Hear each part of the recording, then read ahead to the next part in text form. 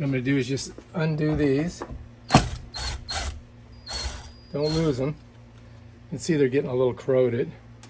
Put it over there. That should do that. And now all we got to do is pull off this plate, and there's the battery. So to change it, all I got to do is switch this one for that one.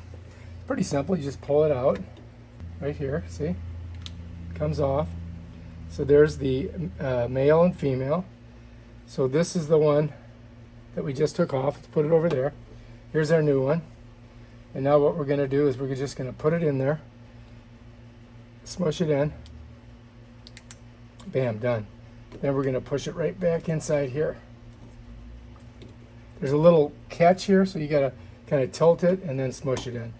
And then it sets right in there. Bam, done. Now all we got to do is put our plate back on, which is pretty simple. You just smush that there. Get your 2 screws. Put them in. One there. One there. Get the drill on it. Whoops. Got to change direction because we were going reverse before. Bam.